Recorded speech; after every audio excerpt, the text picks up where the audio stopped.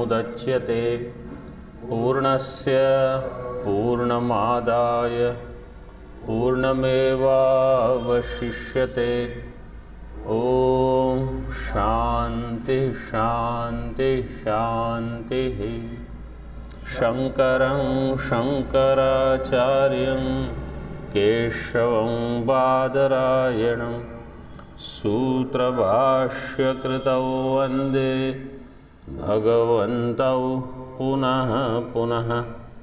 ईश्वरो गुरुरात्मेति मूर्तिभेदविभागिने व्योमवद्व्याप्तदेहाय दक्षिणामूर्तये नमः।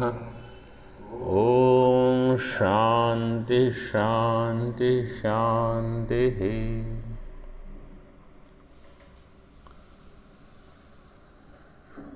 108 पृष्ठ पर श्लोक क्रमांक 56।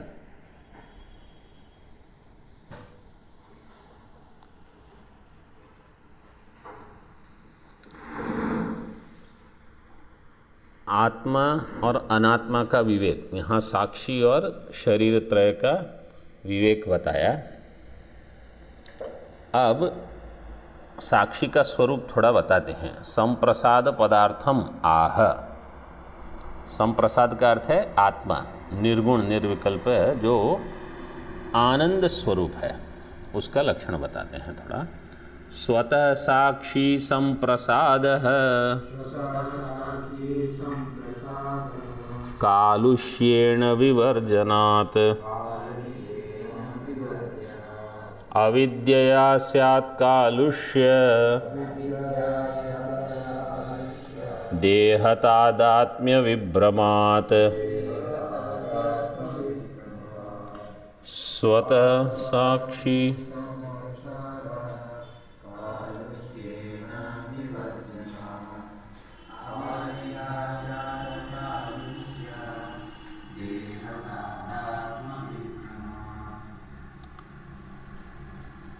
साक्षी स्वतः संप्रसाद है। साक्षी अपने स्वरूप में कैसा है? संप्रसाद है, आनंद स्वरूप है।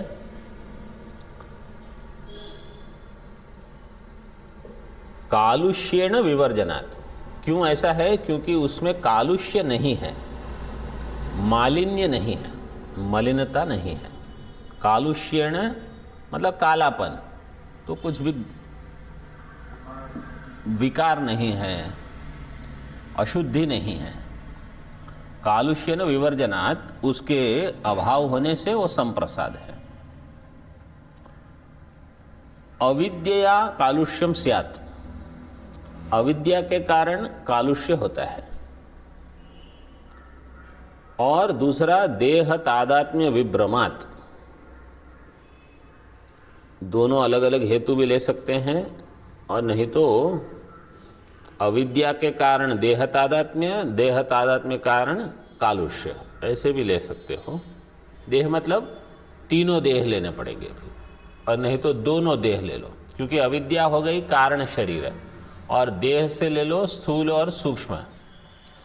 तो उनसे तादात्म्य के कारण अशुद्धि आती है, उनके तादात्म्य के कारण विकार आता है। तो मुझे लगता है कि मैं मनुष्य हूँ, पुरुष स्त्री हूँ, युवा हूँ, वृद्ध हूँ, विकारी हूँ, रोगी हूँ इत्यादि, या अभिमान भी हो जाता है, अरे मैं, मेरे जैसा कौन है, मुझे ये आता है, वो आता है, मैंने ये पढ़ा है, मैं यहाँ गया हूँ, वहाँ गया हूँ इत्यादि। तो ये जो तादात्म्य है वही कालुष्य का कारण है। स्वरूपेण, टीका, स्वरूपेण साक्षिणी कालुष्य अभाव औपाधिकम कालुष्यम इत्यर्थ है। स्वरूप से साक्षी में कालुष्य नहीं है। जो कालुष्य है वो कैसा है? औपाधिक है, उपाधि के कारण है। अविद्या इत्यस्य देह इत्यादि न अन्वय। हाँ देखो यहाँ दे दिया, अविद्या उसका अन्वय करना है देह के साथ, देह तादात्म्य। अविद्या देह तादात्म्य विभ्रमात् कालुष्य स्यात्, ऐसे।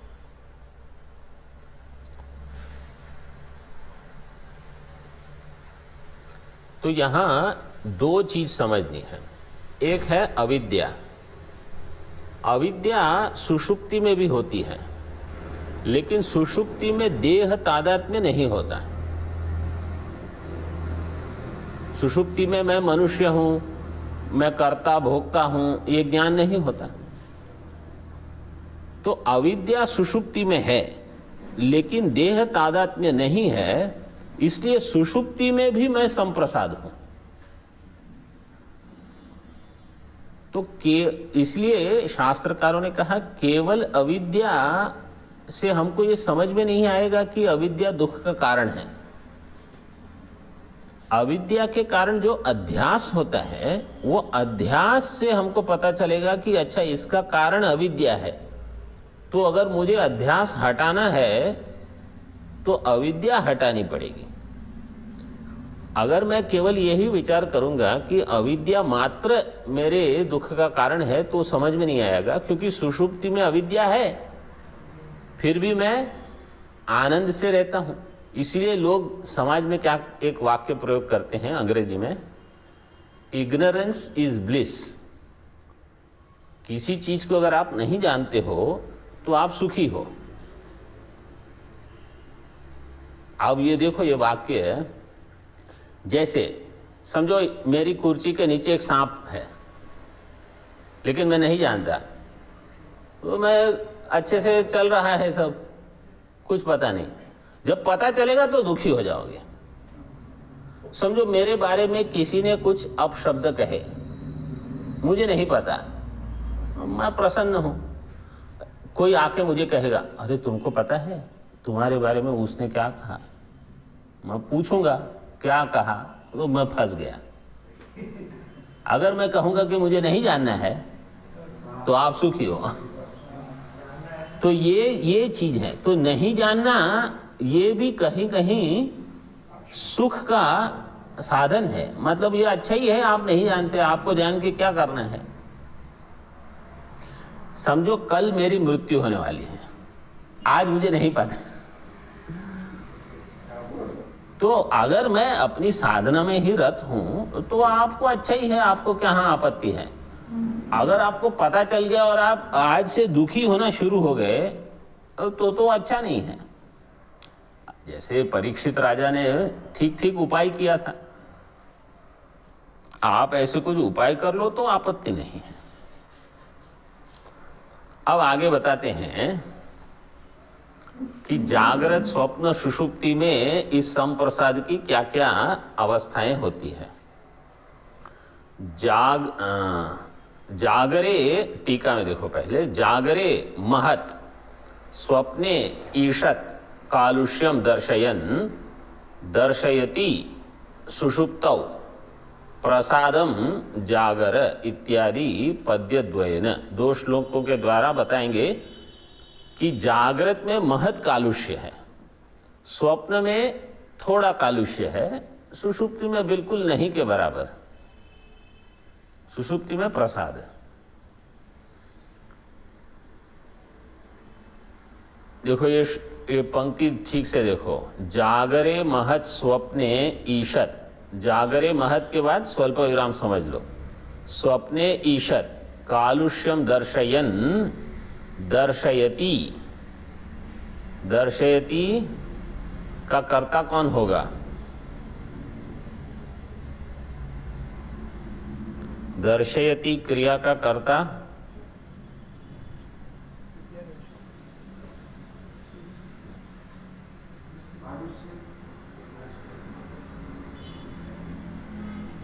दर्शयति क्रिया का कर्ता कौन है?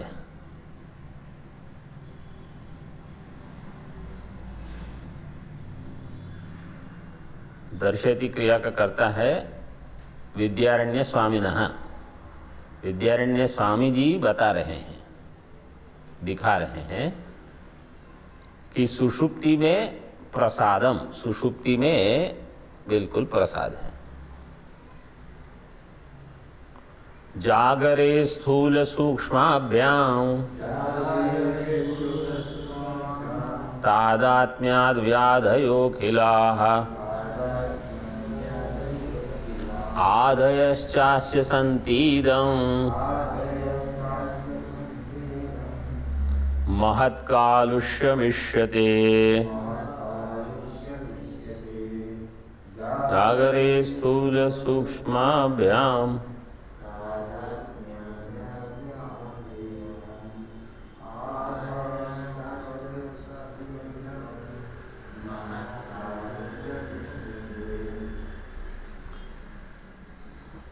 ईषत्कलुषता स्वप्ने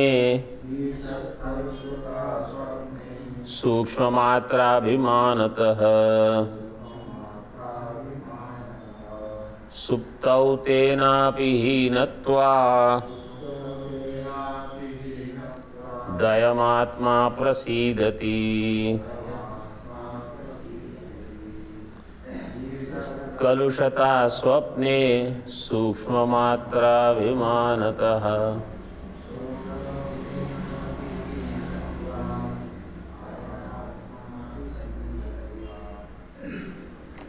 जागरे स्थूल सूक्ष्माभ्याम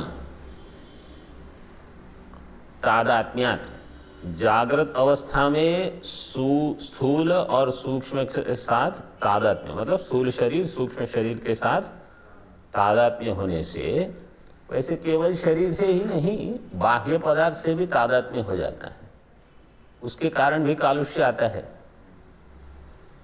तादात्म्यात् अखिलाः व्याधयः आधयश्च अस्य सन्ति। अखिलाः व्याधयः आधयः, व्याधि का अर्थ है रोग, बीमारियां, और आधि का अर्थ है जो मानसिक बीमारियां होते हैं उनको कहते हैं आधि। हमारे शास्त्र में हिंदी में कहते हैं आधि, व्याधि और उपाधि, और इसके बाद समाधि। आधि, व्याधि, उपाधि, फिर समाधि। इसका अर्थ क्या है? जो सूक्ष्म शरीर के कारण आती है आधि, और जो स्थूल शरीर के कारण आती है व्याधि, मतलब चिंताएं, रोग, विक्षेप इत्यादि जो भी सब चीजें हैं, ये उपाधि के कारण है। जब इनको आप उपाधि मतलब औपाधिक मान लोगे, उपाधि के निमित्त से ही आए हैं, आपके स्वरूप में नहीं है, तब आप समाधिस्थ हो सकते हो। फिर आप समाधि में हो। और अगर आप कहोगे कि समाधि के बारे में थोड़ा अभी पता नहीं, अभी थोड़ा बताऊं कि बता देता हूं। समाधि भी अभ्यास करने की एक आवश्यकता हो ऐसा जरूरी नहीं है। समाधि मेरा स्वरूप है ऐसे, मतलब अब समाधि वो करनी पड़े, और जब तक मैं समाधिस्थ हूं तब तक तो मैं अच्छा हूं, और जैसे समाधि भंग हो गई तब मैं ठीक नहीं हूं, तो वो भी गलत है। मतलब ये वेदांत नहीं है, ये योग दर्शन हो गया। योग दर्शन में ऐसे मानते हैं कि वो आएगा, इसमें तो नहीं आएगा, मांडू के भाष्य में आता है कि जो ऐसे समझता है कि मैं समाधि में हूं, मतलब समाधि में गया है मन की समाधिस्थ अवस्था से अगर मैं मानता हूं कि मैं समाधिस्थ हूं, और मन के व्युत्थान से अगर मुझे लगता है कि मेरा व्युत्थान हो गया, मतलब आत्मा का व्युत्थान हो गया, तो अभी आप मन से तादात्म्य करके बैठे हो, वो मन है उपाधि, तो अभी आपकी ब्रह्म में निष्ठा नहीं हुई, अभी आप मन में निष्ठ हो, अंतःकरण में हो। तो अखिलाः व्याधयः आधयश्च अस्य सन्ति, अस्य टीका में दिया अस्य साक्षिणः, ये साक्षी के ये सब तादात्म्य होते हैं जागृत अवस्था में स्थूल सूक्ष्म शरीर के कारण, तादात्म्य के कारण। इदम महत् कालुष्यम इष्यते, इसको कहा जाता है महत् कालुष्य, मतलब ये बहुत अधिक कलुषता है। उसमें भी फिर हमारे कर्मों के कारण, हमारी वासना के कारण तरतम भाव आता है, किसी के और अधिक, किसी के कम। और ईषत कलुषता स्वप्ने, स्वप्न में ईषत कालुष्य है, थोड़ा ही मालिन्य है। क्यों? सूक्ष्म मात्र अभिमानता है, केवल सूक्ष्म शरीर का ही अभिमान है। और सुषुप्ति में सुप्तौ तेनापि हीनत्वात् अयम आत्मा प्रसीदति, सुषुप्ति में ये भी नहीं है, इसलिए आत्मा बिल्कुल प्रसन्न है, प्रसीदति। विवेक सती, आगे देखो, विवेक सती बीजाभावात् आत्मा संप्रसीदति इति संप्रसाद पदार्थम अभिनयति।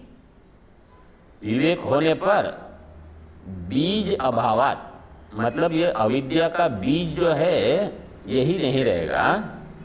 आत्मा संप्रसीदति इति संप्रसाद पदार्थम, अब संप्रसाद क्या है उसको बताते हैं।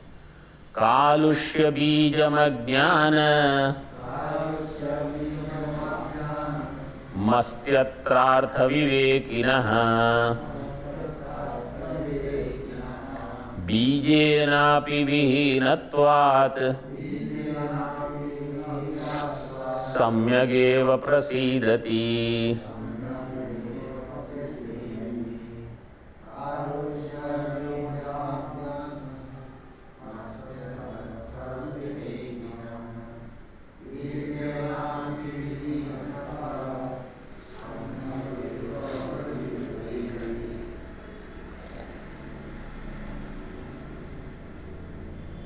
कालुष्य बीजम अज्ञानम अस्ति अत्र अर्थ विवेकिनः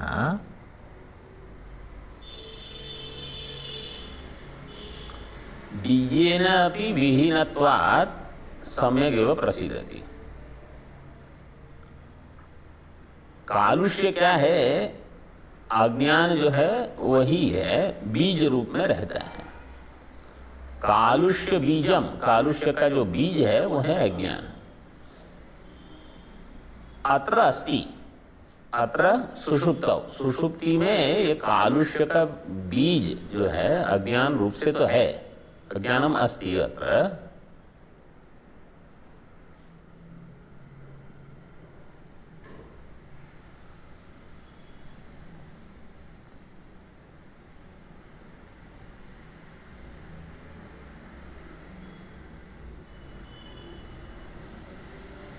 अर्थ नहीं, अर्थ होना चाहिए, वो रेप है वहाँ ठीक नहीं है, उसको काट दो।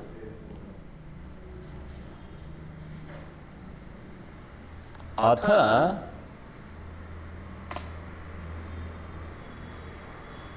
क्योंकि अर्थ अपने आप में शब्द नहीं बनेगा, या तो विसर्ग होगा अर्थः, अर्थम अनर्थम भावय नित्यम, अर्थ पुल्लिंग में होगा तो विसर्ग होना चाहिए, नपुंसकलिंग में होगा तो अनुस्वार होना चाहिए, और अगर विसर्ग हो तो संधि होके अर्थो हो जाएगा, तो केवल अर्थ शब्द ही नहीं घटेगा, पद नहीं बनता, इसलिए अर्थ ठीक है वहाँ। अर्थ आप लोगों को फोन में समझ में आया ना, उसको काट दो, विसर्ग रेफ को। हाँ, अथ विवेकिनः बीजेनापि विहीनत्वात्, इसलिए बीज भी वहाँ नहीं है। कहाँ? जब विवेक हो जाता है, विवेकी के लिए बीज भी नहीं रहता, अज्ञान अवस्था, इसलिए सम्यक एवं प्रसीदति। अत्र का अर्थ है सुषुप्तौ, सुषुप्ति में कालुष्य बीजम अज्ञानम अस्ति, और विवेक होने पर वो नहीं रहता। विवेक का अर्थ क्या है कि विवेक सतर्कता बनी रहनी चाहिए। अगर हमको कुछ समझ है लेकिन जब चाहिए तब नहीं है तो उसका लाभ नहीं रहा। जैसे आपके कमरे में समझो 2-3 स्वेटर, शाल, टोपियाँ, सब कुछ है, और ठंड के समय आपको पता ही नहीं कि वो कहाँ रखे हैं, और आप ऐसे ही दुखी हो रहे हो ठंड में, और 2 महीने निकल जाने के बाद आपको पता चला अरे वो बक्से में है सब, तो आपको कुछ लाभ नहीं हुआ। वो चीज़ पड़ी है, आपकी ही है, लेकिन उसका उपयोग नहीं कर पाए आप। तो ये ज्ञान भी ऐसा है। विवेक समझो पाठ के समय तो अच्छे से विवेक हो गया, लेकिन जब आवश्यक है तब विवेक नहीं हुआ, तो वो कर्ण वाली परिस्थिति होती है फिर कि युद्ध के समय ही मंत्र भूल जाते हैं कि कैसे रथ का पहिया बाहर निकालना, बस उतने से काम हो जाता है। फिर साक्षी स्वरूप अनुभव फलकम विवेक पूर्वकम देहात्म भावना त्याग रूपम शरीरात् समुत्थानम आह।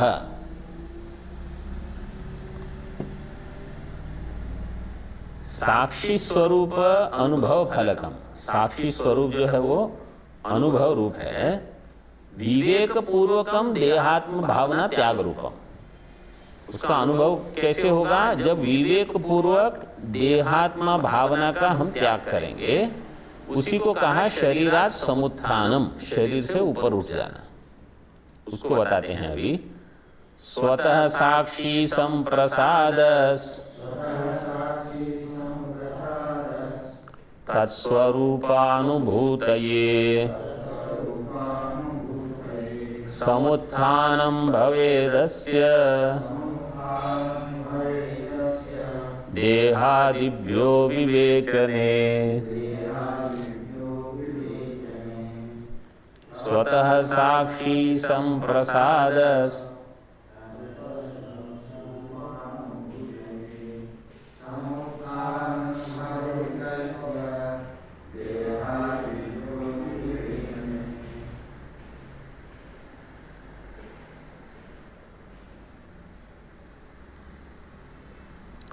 स्वतः साक्षी संप्रसाद, स्वयं में साक्षी कैसा है? संप्रसाद, संपूर्ण है, सम उपसर्ग पूर्वक प्र उपसर्ग पूर्वक सीदति, सद्धातु से संप्रसाद।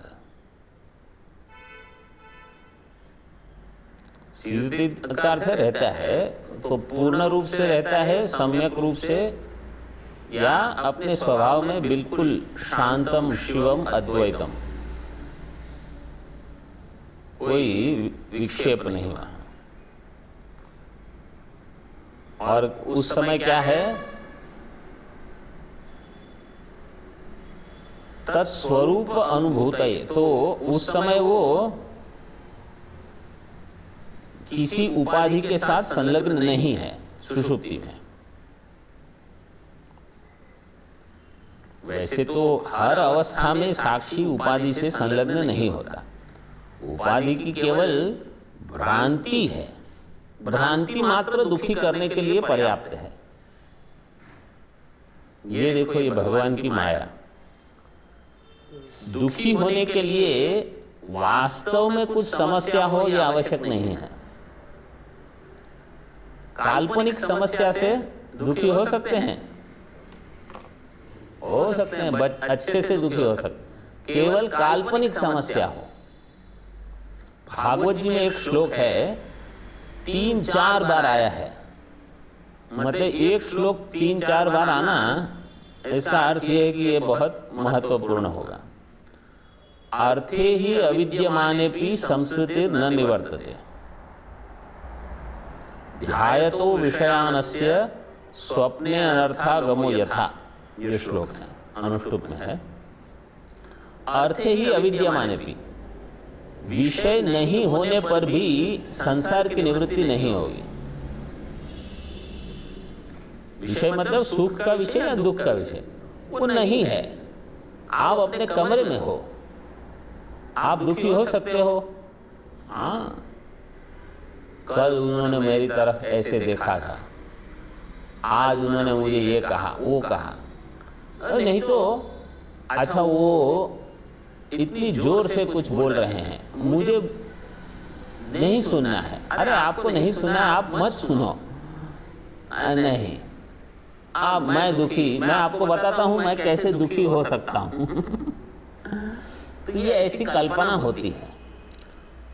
अर्थे ही अविद्यमाने अपि संसृति ही न निवर्तते ध्यायतो विषयानस्य। श्लोक में कहा अस्य विषयान ध्यायतः, ये विषय का चिंतन करते हैं, आत्मा का नहीं करते, तो क्या होगा?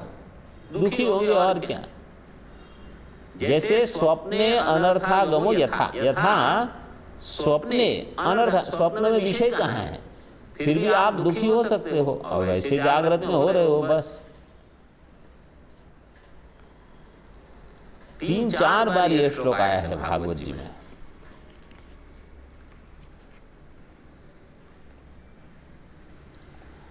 यहां कहा तत्स्वरूप अनुभूत है, तो इस स्वरूप की अनुभूति के लिए अस्य देहादिभ्यो विवेचने समुत्थानम भवेत्।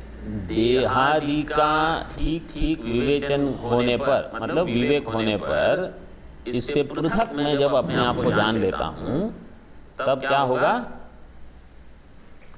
मुझे अपना स्वरूप भान हो जाएगा, उसमें मैं निष्ठ हो सकता हूं।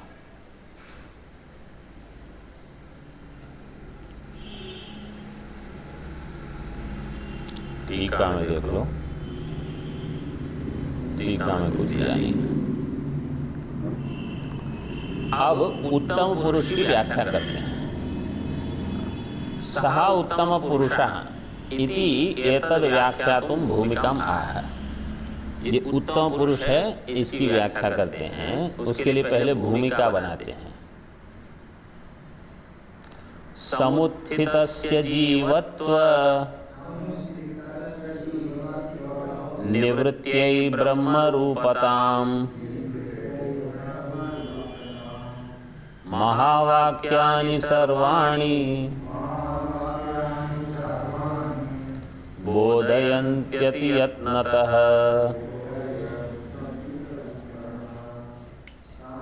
स्थितस्य जीवत्व निवृत्त्यै ब्रह्मरूपताम् महावाक्यानि सर्वाणि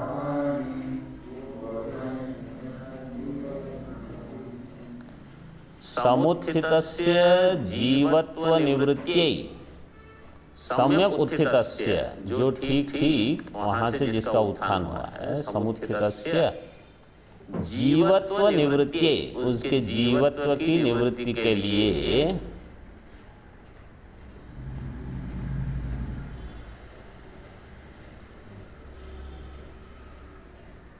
यहाँ आपको एक शब्द का अध्ययन करना पड़ेगा। ब्रह्मरूपताम, अच्छा, वो ब्रह्मरूपताम बोधयन्ति सर्वाणि महावाक्यानि अतियत्नतः बोधरूपताम बोधयन्ति ब्रह्मरूपताम बोधयन्ति। समुत्थितस्य जीवत्व निवृत्त्यै, समुत्थित कौन है अभी?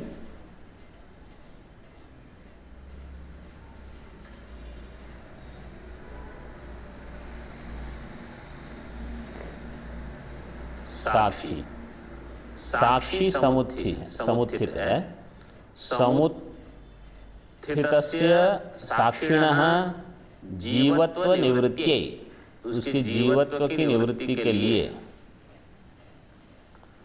साक्षी क्या है? अज्ञान उपहित चैतन्य है साक्षी, इसको याद रख लो। अज्ञान उपहित चैतन्य, साक्षी शब्द का वैसे तो अर्थ है साक्षात ईक्षते साधनम विना, यह है साक्षी।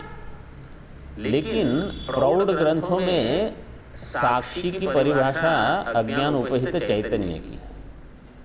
मतलब जब मैं अपने आप को साक्षी मानता हूं तभी भी अज्ञान है, क्योंकि साक्षी जो है वो वास्तविक संज्ञा नहीं है, औपाधिक है, अज्ञान की उपाधि है। वहां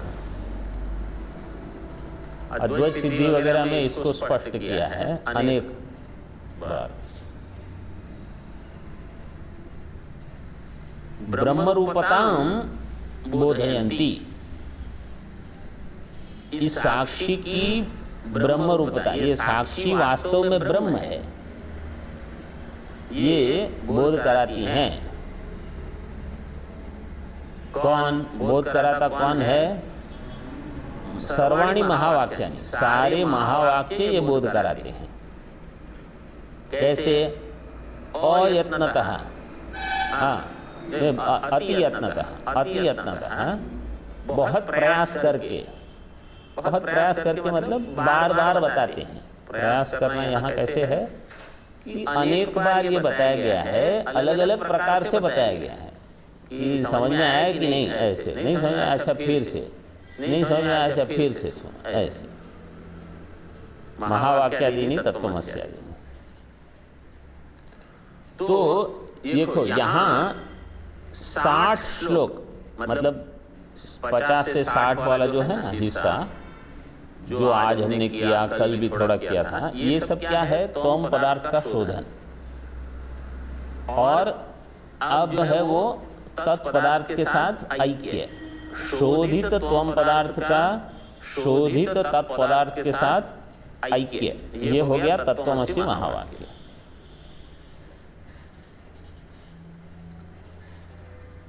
महावाक्यानि का अर्थ कह दिया तत्त्वमस्यादि। अवतारित वाक्यम व्याचष्टे। अब इस वाक्य की व्याख्या करते हैं उत्तम पुरुष वाले की। परं ज्योतिर्ब्रह्म रूपं प्राप्य वाक्यार्थ बोधतः उत्तमः पुरुषः स स्यात् यः पुराक्षणि वर्णितः। परं ज्योतिर्ब्रह्म रूपं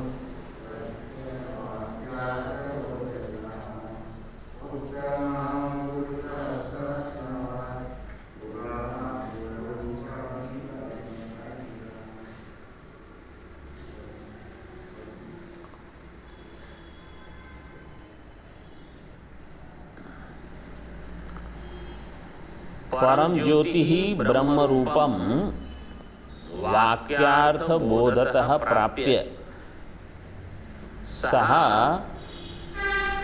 उत्तम पुरुषः स्यात्। ये एक वाक्य हो गया।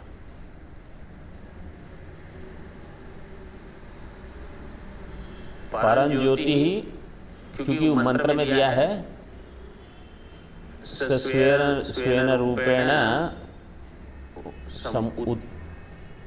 उत्पाद्य परम ज्योति ही उपपद्यते, ऐसा कुछ मंत्र है वहां। तो परम ज्योति ही वाक्यार्थ बोधतः, वाक्य के अर्थ को जान करके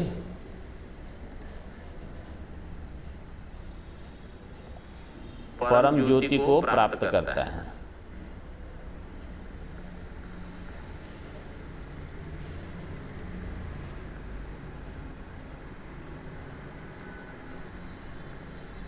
स्वेन रूपेण अभिनिष्पद्यते।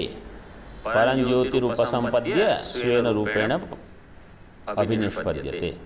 तो अपने स्वरूप में ये स्थित हो जाता है।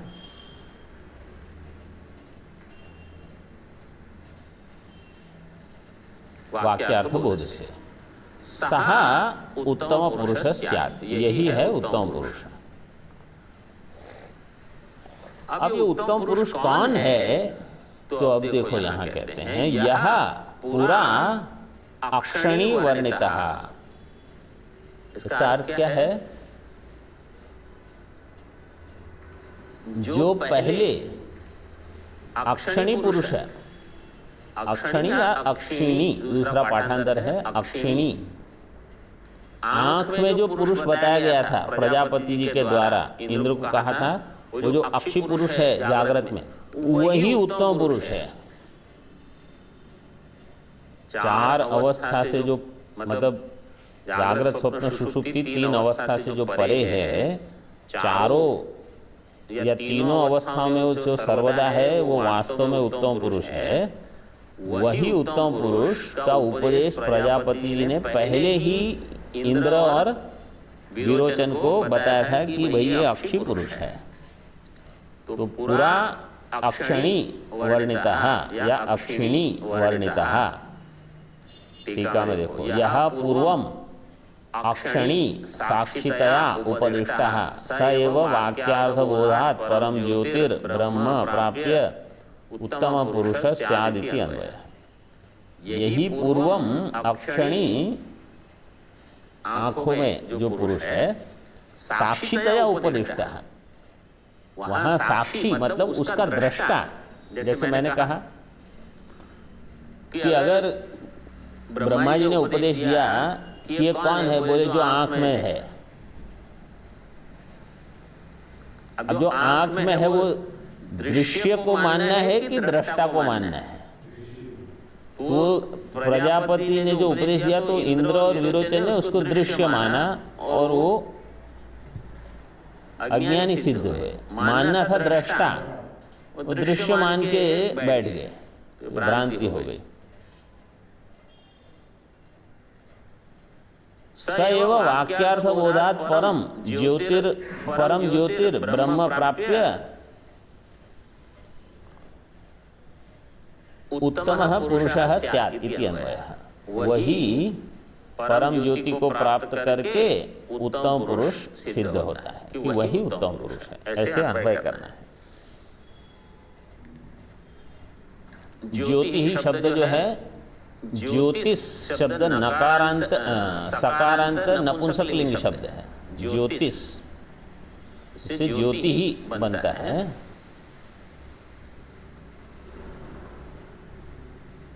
अब दिवाली के समय तो बहुत सब ज्योति ज्योति परम ज्योति आत्म ज्योति उपासना है, ऐसे बहुत जगह कहीं कहीं लिखा होता है।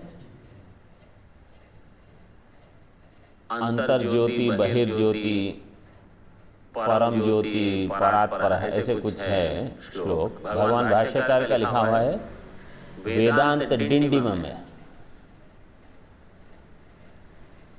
वहां कहा दृग् दृश्यौ द्वौ पदार्थौ स्तः परस्पर विलक्षणौ दृग् ब्रह्म दृश्यमायेति इति वेदांत डिंडिम। वेदांत क्या कहता है? पहले कहता है दृग् दृश्य दो पदार्थ हैं, परस्पर विलक्षण है। दृग् क्या है? ब्रह्म है। दृश्य क्या है? माया। उत्तम पुरुष स्यादिति अन्वयः। अब उत्तम पुरुष के बारे में बताते हैं आगे। उत्तमत्वम उपादयति। अब उत्तमत्व का उपादन करते हैं। देहादज्ञानतः कार्यात् कारणाच्चायमुत्तमः जीवत्वहानाद् ब्रह्मत्व भावाचोत्तमतोचिता। देहादज्ञानतः कार्यात् कारणाच्चायमुत्तमः जीवत्वहानाद् ब्रह्मत्व भावाचोत्तमतोचिता। देहाद् अज्ञानतः कार्यात् कारणाच्च अयम् उत्तमः। देहात् अज्ञानतः कार्यात् एक, कारणाच्च अयम् उत्तमः। देहादि जो है वो क्या है? अज्ञान का कार्य है, उससे ये परे है। और अज्ञान का कार्य है, जो अज्ञान का कार्य है उसका कारण क्या होगा? जो मेरा प्रश्न क्या है सुनो पहले। जो अज्ञान का कार्य है उसका कारण क्या होगा?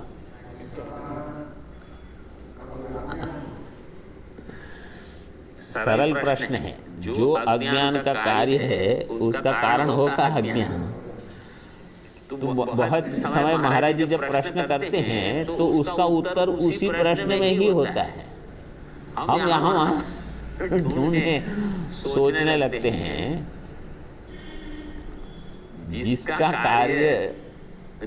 कारण अज्ञान है, जो वही अज्ञान का कार्य होगा। तो कार्य से भी परे, कारण से भी परे, अज्ञान का कार्य और अज्ञान दोनों से परे जो है वही है उत्तम।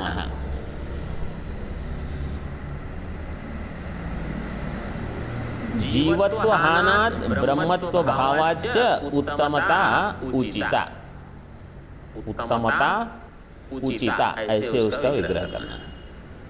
जीवत्व हानात, जीवत्व की हानि से, ब्रह्मत्व भावात, और ब्रह्मत्व की प्राप्ति से, उत्तमता, उत्तमता उचिता, मतलब ये ठीक ही है, ये उत्तम है। क्यों? क्योंकि ब्रह्म है वो उत्तम है, श्रेष्ठ है, और कार्य और कारण दोनों से परे है। लेकिन यहाँ कार्य से अज्ञान का कार्य और कारण से अज्ञान लेना है, ये याद रखना है। देखो, देहात कार्यात, टीका में अज्ञानात कारणात इति योजना। देहात कार्यात अज्ञानतः कारणात। अब गीता के 2 श्लोक का उदाहरण करते हैं 15वें अध्याय से, तो उसी समझ को दृढ़ करने के लिए। एतदेव भगवद वाक्येन दृढ़यति, भगवान के वाक्यों से इसी को दृढ़ करते हैं। द्वाविमौ पुरुषौ लोके क्षरशाक्षर एव च, क्षर सर्वाणि भूतानि कूटस्थोऽक्षर उच्यते।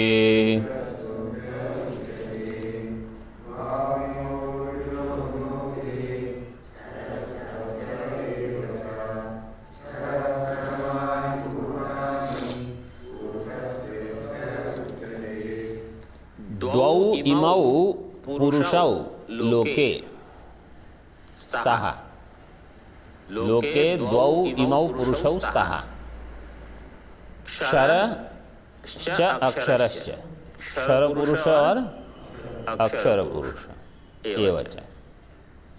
सर्वाणि भूतानि क्षरः, सारे भूत कैसे हैं? क्षर है। क्षर मतलब जिसका विनाश होते रहता है, लय होता है, जिसमें कुछ कुछ हर क्षण जा रहा है। इसका सबसे बढ़िया दृष्टांत मुझे क्या लगता है, एक मिट्टी का घड़ा हो और उसमें जल भर दो आप, गर्मी के समय में पूरा भर दिया, 2 दिन में घड़ा खाली, पूरे किसी ने पानी नहीं पिया फिर भी घड़ा खाली कैसे हो गया? वही है क्षरण, वो जाते रहता है, अपने आप में ही उसमें से पानी निकल जाएगा। तो ये जो है हमारा शरीर, इसमें पानी क्या, जल क्या है भरा है पता है? कर्म, प्रारब्ध कर्म इसका जल है, वो जा ही रहा है। आप कहो मैं अधिक भोजन करूंगा, मैं ये करूंगा, अरे आप कुछ भी करो, प्रारब्ध जिस दिन समाप्त होना है वो हो ही जाएगा। आप चाहे, हमारे एक महात्मा जी कहते हैं, चाहे मर्जी जोर लगा दो कुछ नहीं होगा, वो प्रारब्ध का जल है, वो जा रहा है। क्योंकि वो तो एक एक क्षण गिनते हैं। तो क्षर का अर्थ ये है कि जो जा रहा है, जा रहा है, जा रहा है। और अक्षर कौन है? अक्षर यहाँ दिया, क्षर सर्वाणि भूतानि, सारे भूत जो है वो क्षर है, और अक्षर है कूटस्थ। कूटस्थ से यहाँ अर्थ लेना है माया। ये कूटस्थ को आत्मा मत समझना, यहाँ माया के लिए भी कूटस्थ शब्द प्रयोग होता है। कूट का अर्थ है छल, कपट, तो माया का एक अर्थ है छल करना। इसलिए भगवान श्री कृष्ण को वो शकुनी वगैरह कहते थे, ये माया भी है, मतलब ये छल करेंगे आप इनको। अब शकुनी को क्या लगा कि मैं ही छल कर सकता हूँ, पासे में कुछ गड़बड़ करके छोटा छोटा छल कर लेगा। भगवान कहते हैं तुम्हारी माया तो मैंने देख ली, अब मेरी माया देखो तुम। मैं इधर से उधर सूर्य को अस्त नहीं होने दूंगा जब तक मैं नहीं चाहता। और जब मैं चाहता हूं तो अस्त हो जाएगा। अब तुम्हारी माया क्या है इसमें? भगवान अश्वत्थामा हता है, बोले द्रोणाचार्य को अगर यहाँ से हटाना है मैं उपाय बताता हूँ। बोले हाथी को मार दो और भीम को कहो कि चिल्लाए कि अश्वत्थामा हता है, बस इनके ये हथियार छोड़ देंगे। कर्ण को गिराना है, बोले मैं बताता हूँ कैसे। ये भगवान देखो, उनको जो करना है वो ही कर देंगे, आप चाहे जो करना है वो करो। इसलिए हमेशा भगवान के भक्त बन के रहो, कहीं किसी की कुछ नहीं चलेगी, ये हकीकत है।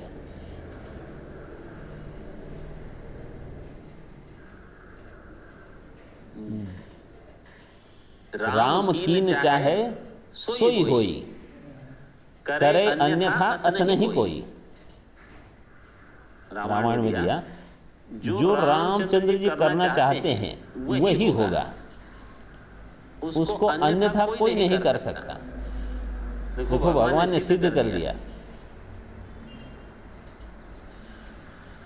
तो कूट का अर्थ यहां लेना कपट वाली माया, और वो भी छोटी मोटी नहीं, कारण मूला विद्या जिसको हम कहते हैं, अक्षर, उसको नाम दिया अक्षर। उसको अक्षर क्यों कहा? क्योंकि वो प्रवाही रूप से नित्य है। ये शब्द से परिचित हो ना आप। जैसे सांख्य वाले क्या कहेंगे कि पुरुष नित्य है, प्रकृति भी नित्य है।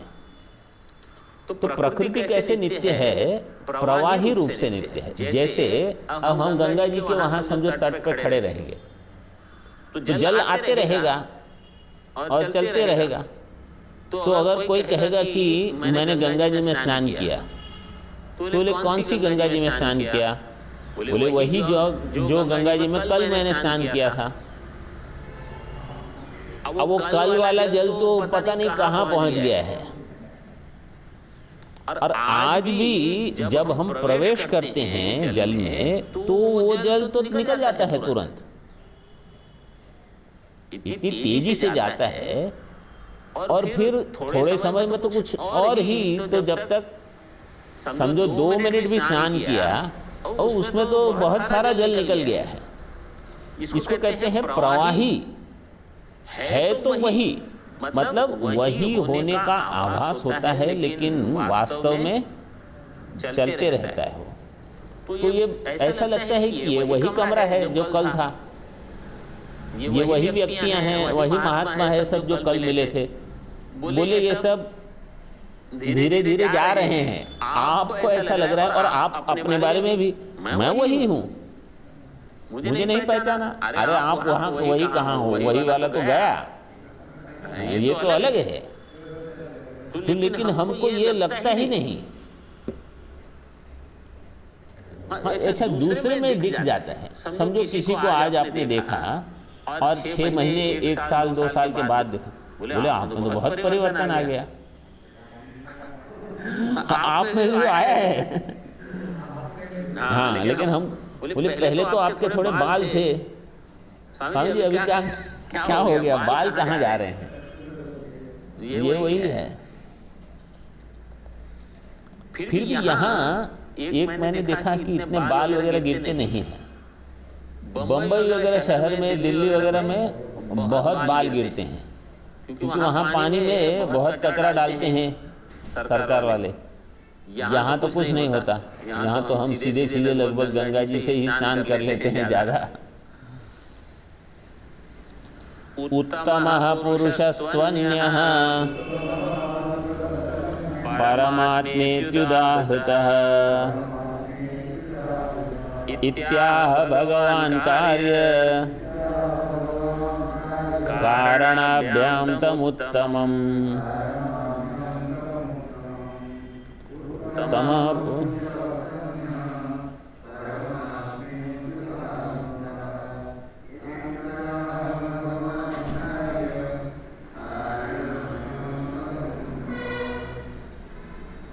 उत्तमः पुरुषः तु अन्यः।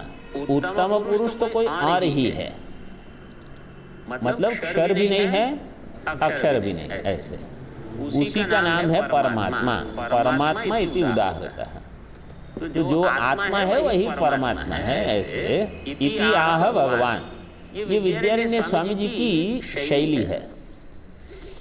क्या है, वो कब श्लोक उद्धृत करेंगे ना, उसका एक पाद या दो पाद बदल देंगे अंत में।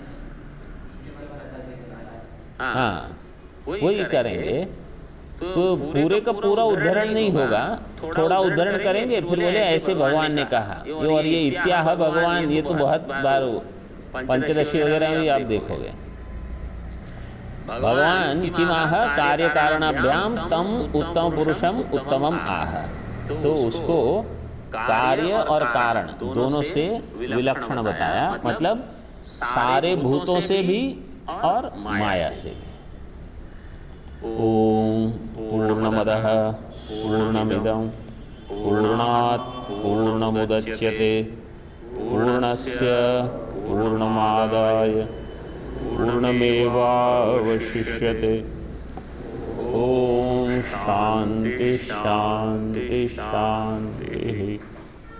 शंकरं शंकराचार्यं केशवं बादरायणं सूत्रभाष्यकृतौ वन्दे भगवन्तौ पुनः पुनः। ईश्वरो गुरुरात्मेति मूर्तिभेदविभागिने व्योमवद्व्याप्तदेहाय दक्षिणामूर्तये नमः। ओम शांति शांति शांति।